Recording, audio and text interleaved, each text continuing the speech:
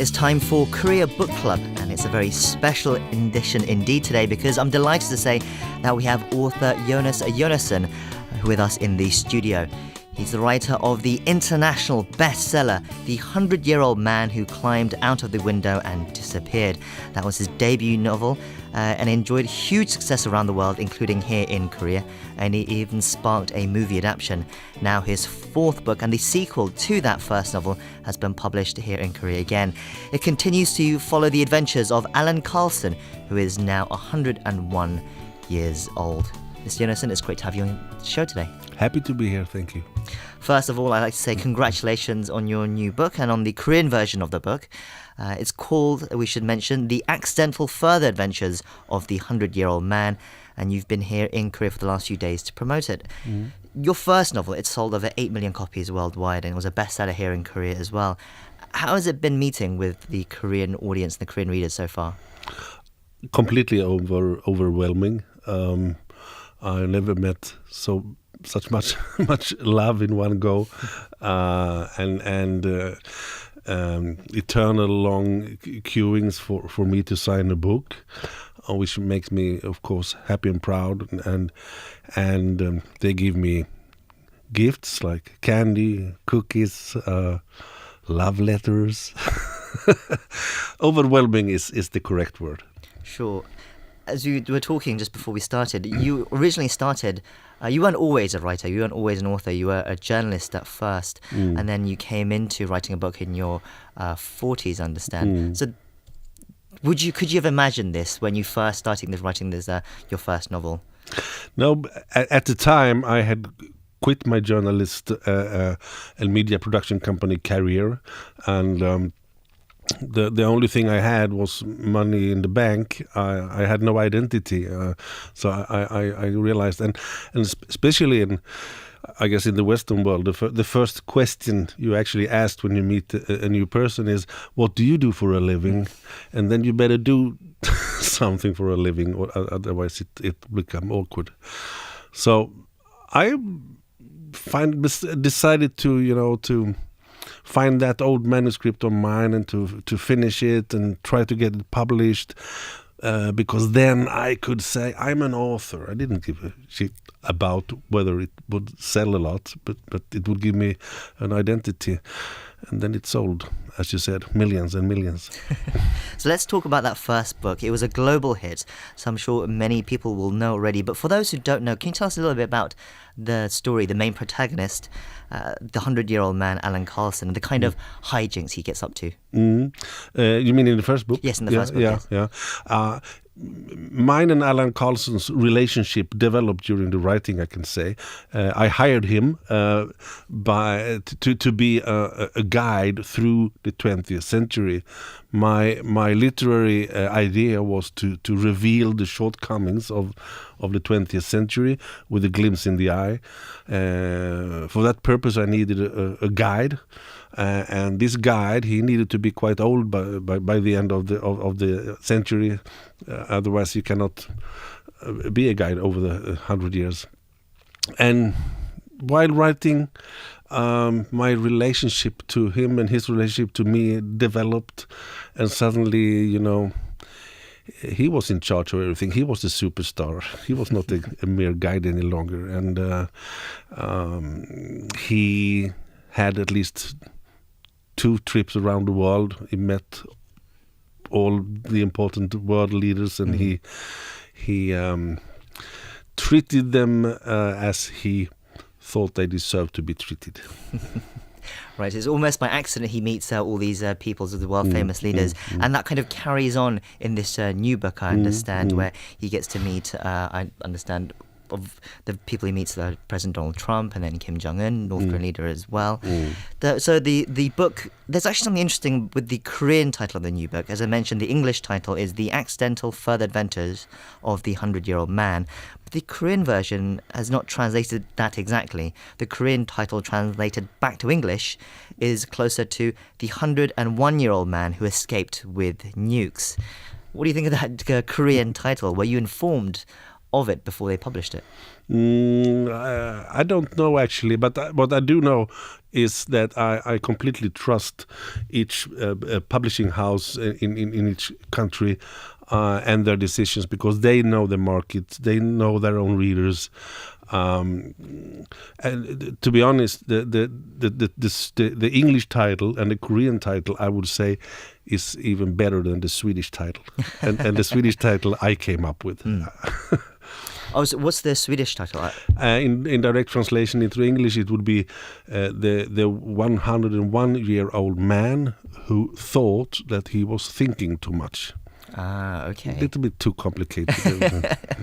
Right, so when we mention nukes, of course, as I said, we continue with these adventures of Alan Carlson, and he gets to meet the North Korean leader Kim Jong-un. I don't want to give too much away, but also in the first book, as he said, he has other experiences in North Korea, meeting with Kim Jong-un's grandfather and father, Kim Il-sung and Kim Jong-il.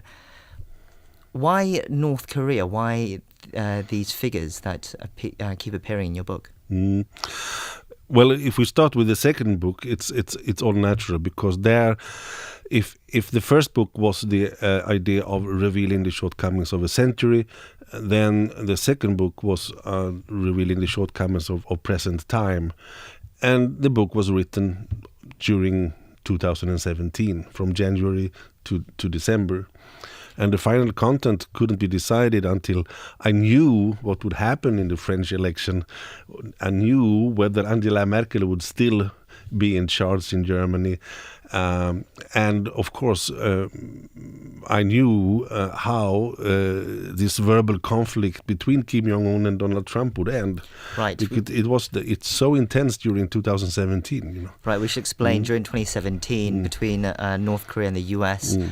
North Korea was hurling insults at the US and Donald Trump and firing missiles, intercontinental ballistic missiles, and that was when Trump was talking about fire and fury and about how he said he could invade North Korea and that kind of stuff. So that was 2017, right?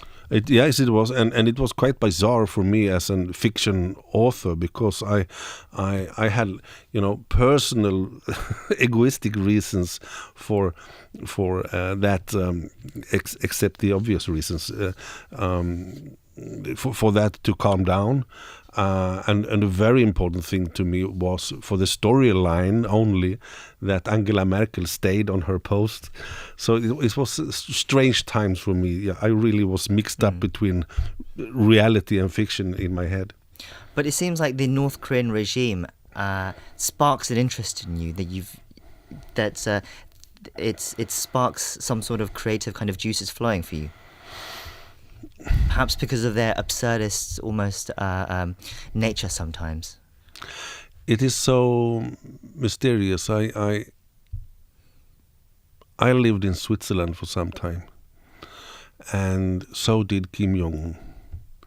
And to me, it's so hard to understand how you can be so familiar with and used to the Swiss way of living, and then going back to Pyongyang and to lead what you are leading there. They are really the opposites of each other, and it's scary. It's fascinating, and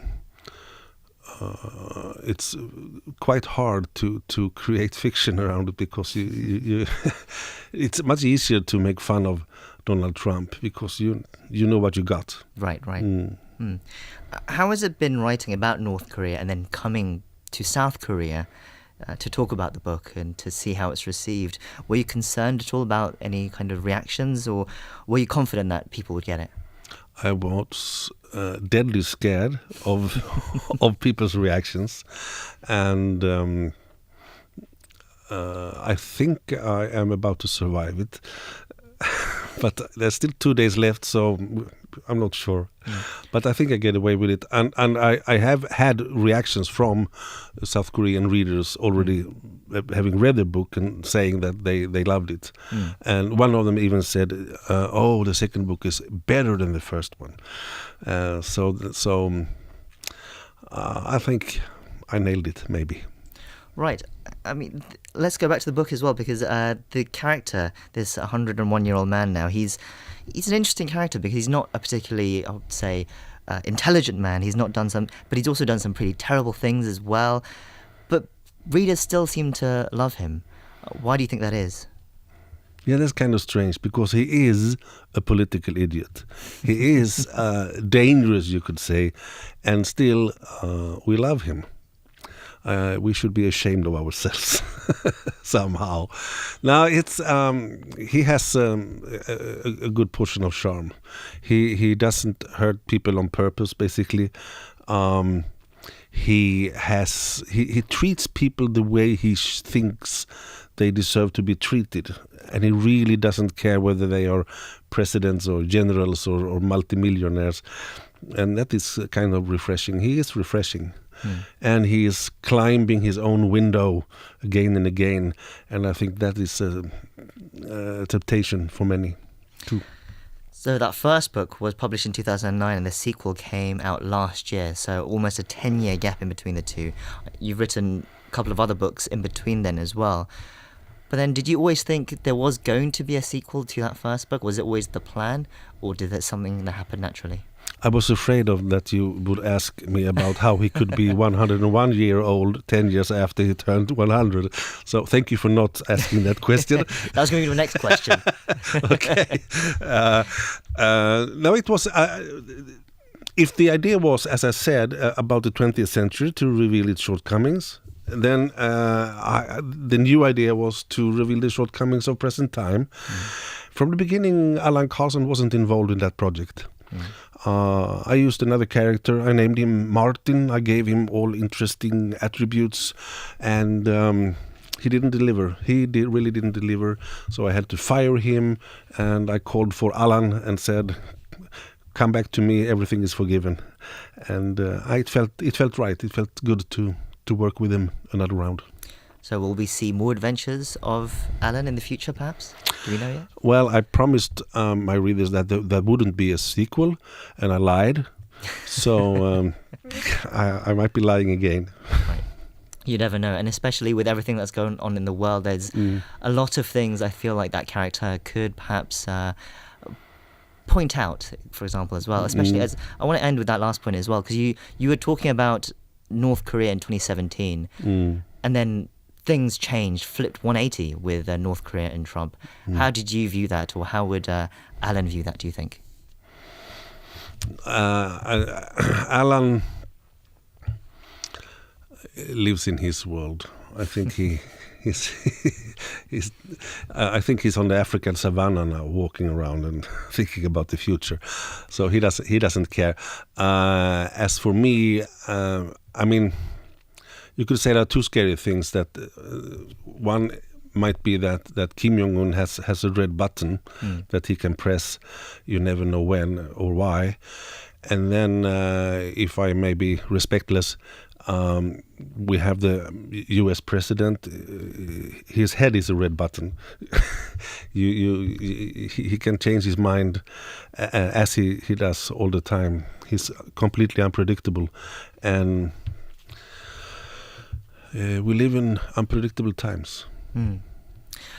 Well, we've been speaking to author Jonas Jonasson about his book, The Accidental Further Adventures of the 100-Year-Old Man, and it's out now in Korean as well. Thank you for taking time to speak to us today, and maybe in the future we'll get to know about Allan Karlsson's adventures in the savannah as well.